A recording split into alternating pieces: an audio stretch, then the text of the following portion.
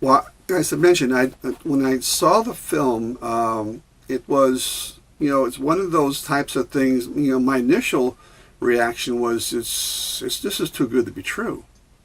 I mean, because again, to get an image this clear in an investigation, I knew I was there. I knew nobody was dressed like that. I went over all the, trying to debunk this in some way or shape or form, because, even a good ghost researcher should not jump to the conclusions that any evidence that they get is ghostly. If you do that, you lose all your credibility. You have to go back and what we try to do now is to recreate that, to snap the picture again and see the same thing shows up, that same exact angle if possible. And now in the digital technology, you can do that, because in digital technology, you get that instant picture.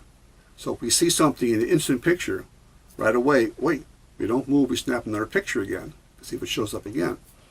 Of course, we can't do that when you're using 35 millimeter film, because you don't know until you get the film back. So my idea when I first saw this was to try to find a natural explanation for this, which is what I normally is trained to do, is to try to find something, you kind of work backwards. Rather than say it's a ghost and try to disprove it, I try to say it's not a ghost and try to disprove it. And then ruling out all these different ideas that, first of all, there's nobody dressed like that, nobody sitting on a tombstone at the time. I was watching the people walk through. Nobody ever sat on a tombstone. And then to get this image was really something, it was a shocker at first. To be perfectly honest, it was a shocker. I didn't see the original image until many, many years later. The one I saw was the enlarged blow-up of that area. And that was enough for me to determine that this wasn't something that somebody had hoaxed, because this was all in the same roll of film.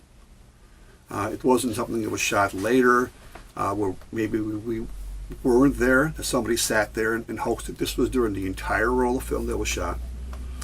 So when you get something like that, it's a shock to the system.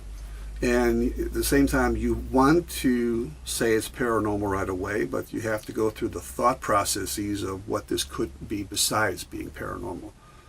And when you rule everything out, then what's left is either paranormal or supernatural, because you already ruled out the natural, pretty much. So you're going into the other two categories now, either the paranormal or the supernatural.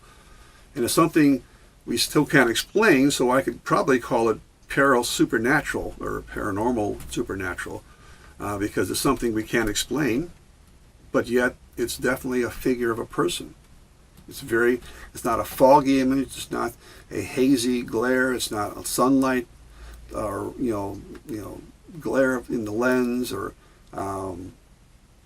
it's something that apparently was there, wasn't probably there long. It would have been interesting to take more than one picture, but again, the idea is that they didn't see that in real time. And that's even when I was shooting early infrared film back in the mid-1970s to late 1970s. I would go to a location and I would just shoot picture, picture, picture. Because, we didn't have the equipment to determine if there was something here. We didn't have a meter to go off. We were just taking random pictures. And then when I got home, a week later when I got the film back, oh my God, there's something here. I wish I would have seen it in real time. I would have snapped the entire roll of film. But that's the idea. That's the limitations you had back in that time period with 35 millimeter versus digital.